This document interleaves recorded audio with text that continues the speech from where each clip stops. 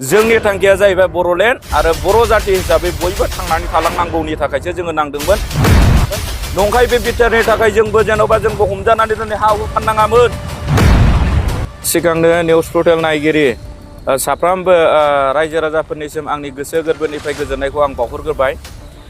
दिनै जोङो बे चिरां डिस्ट्रिक्ट बेंटल बे ओनसोलाव जोङो दंफैयो आरो बेयाव फैनानै दिनै जोङो मिडिया लानायनि खारनानो जाहैबाय जोंहा माखासे रिहाबिलिटेसन दिनैसिम मोनफुंजोबाखै।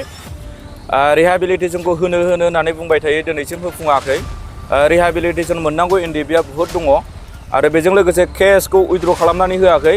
दिनै केस गानांगौनि थाखाय कयेकजना सासे सानैया थाइसे थाइनै बियोबा बिसोरनिफ्राय मोनखाया आरो लोगोसे जोङो जेलाव थानाय बिथांमोनहाबो दिनैसिम गजायाखै। मानो होनना बुङोबा गावबा गाव पकेट मबिलास नङामोन बियो।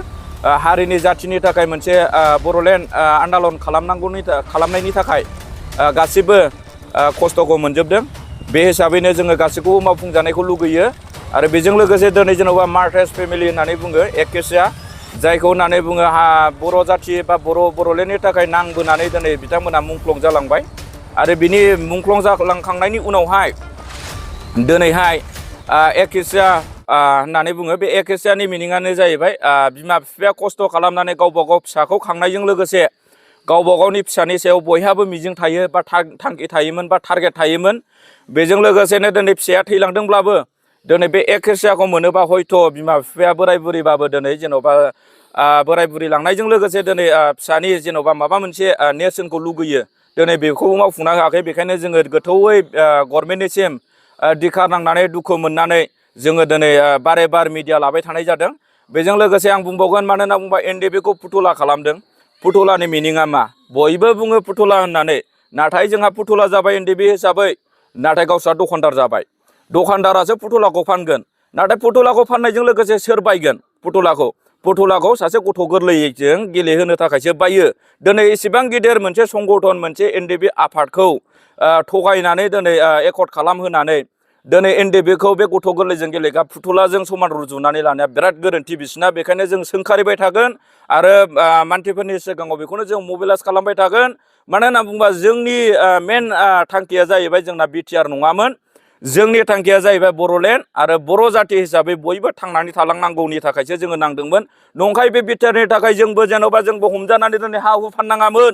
बिटिआरनि थाखाय, नंखाय बिटिआरनि थाखाय जोंबो जेन'बा दिनैसिम दासिमबो गखांनानै मोनसे सान्ति सक्ति होननानै बुंदों, नाथाय जोङो मिथिनायाव बियो असान्ति सक्ति होननानैसो जोङो सानो। बेखायनो जोङो खावलायहरगोन बिथांमोननिसिम, जाहाथे सान्ति सक्तिया जामारबायब्ला दिनै सान्ति भाबै जोंखौ दोननो रोंनांगोन। जोङो दिनैसिम बिटिआर एकर्ड जाखांनायनि उनाव दिनैसिम जोङो कर्ट गानाङो। जों बहा मोनगोन बहा मोना, जोङो बेसेबां खस्थ'जों सोलिनांदों। दिनै बे हिसाबै जोङो बेखौल' बुंगोन, दिनै बिटिआर गभर्नमेन्टनिसिम जानुवारि मासाव होगोन बा 22 फेब्रुवारि मासाव रायलायगोन होननानै बुङो। नाथाय फेब्रुवारि मार्च फैयोब्ला बेनि उनाव केन्डिडेट डिक्लेयार होगोन, बिनि उनाव जोंनो बबे समाव होगोन बिसोरो नंगौखौ बुंदों ना नंखायखौ बुंदों। जेब्लायबो जोङो खोनायो मिडियानि गेजेरजों बिराद सान्ति बिराद गोजोन फैबाय होननानै, नाथाय गोजोन फैयैखौ रायजो राजाफ्राबो नुदों आरो साफ्रोमबो एनडिबिआनो दिनै रावबो गोजोन थासारि हिसाबै गोजोनै रावबो थानो मोनाखै आरो थानोबो हायाखै। मानो होनना बुङोबा अखा नायबानो सोरनिबा केस, अखा नायबानो सोरनिबा समस्या, अखा नायबानो सोरनिबा जेंना, जों बेसेबां कन्ट्रल खालामबावनो होननानै दिनै जोङो बेखौ लानानैनो दिनै जोङो बारे बार मिडिया खालामबाय थानाय जायो। बे मिडियानि गेजेराव बुङो बिसोरो सरकारा मिडियायाव दा ओंखारसै, प्रेस मिटआव दा ओंखारसै, नाथाय जोङो जोंनि समस्या इसिबां माने जेंनाखौ जोङो मोखां खाथेनानै जोङो बोरै बाख्नायनांगौ? जोङो बाख्नायनोबो हागौ, नाथाय जोंहादि गाबोन अखा नायबानो जोंहा माखासे जेंनाया नुजाफैयो।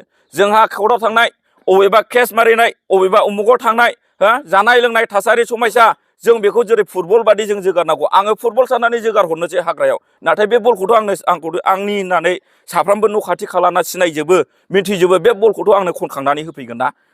होमबा जोंखौ मा खालामनो नागिरदों?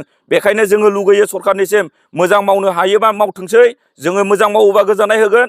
नाथाय मोजां मावाबा जोङो नंगौ बै समनिफ्राय जोङो खोनादों सासे दखानदार होननानैसो जोङो मिथिगोन। मानो होनना बुङोबा एनडिबिखौ दिनै फुथुला बाहायनानै दिनै फुथुलाखौ फानै सासे दखानदारा फुथुला फानै गावस्रा रां आरजि न'खर खुंगासिनो दङ।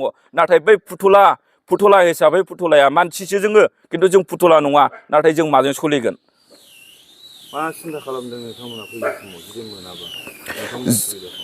जोङो बेखौनो होनगोन फैबाय थानाय समाव जुदि फैबाय थानाय समाव जोङो जानुवारि 27 थारिखनि गेजेरावनो जोंनि मोनफ्रोमबो समस्या जेंना बा रिहाबिलिटेसन गासैखौबो जोंनो मावफुंजोबनानै होआबा जोङो बेखौनो बुंखाबायना दाखालिबो बुंदों सिद्दायै जोङो BPF आव जगदान जागोन होननानै जोंबो जाया एसे गिदिर मोनसे संगठननि मानसि जानानै मोनसे आफादनि मानसि जानानै एक्स एनडिबि जानानै एकर्ड लाबोनानै दिनै गोदाव सोराव जानांनाय हिसाबै जोंबो जाया जोंबो बिथांमोनखौ जाहोआ बेनो बे केस सालायनांगौ रिहाबिलिटेसन होनांगौ गासिबो जेलाव थानांगौ एनडिबिनि खामानि मावनो होननानै दायथ' लानाया जाहैबाय दिपेन बर' सार गबिन्द सार आरो बेजों लोगोसे जोंना एकदम सिनियर फेरेंगा सार दङ बेखायनो आङो बिसोरखौनो खावलायहरनो हायो आरो बुंनोबो हायो बिसोरनावनो दायथ'आ साथामानो लाजोबखादों।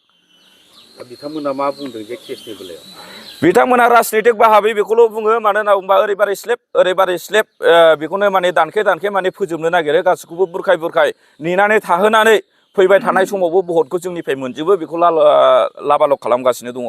बेथ' दासिमावबो जोबनायनि लामायाव गैया आरो आङो जेलाव थानाय NIA आव दङ बिसोरखौबो गबोगोन आं बेखौ नुहुराखै मानो होनना बुंबा जेलाव थानाय मानसिफोरा गबोजोबोब्ला हयथ' जोंना रन्जन दैमारि सार दं नालाय रन्जन दैमारिखौ बिस्रा गिनाय दङ आरो बेजों लोगोसे बिसोरो जोंथ' नुवाखै मावनायखौ खिन्थु निउस पर्टेलावथ' बुङो दिनैसिम 3-4 बोसोर जाबोबाय जुदि गोसो होसारनानै गोसो गोथारै जुदि मावनायमोनब्ला मानसिखौ मानसि हिसाबै अननाय दंमोनबा NDBआ इसेबां आलाय सिलाय जानानै दिनै गाज्रि माखासे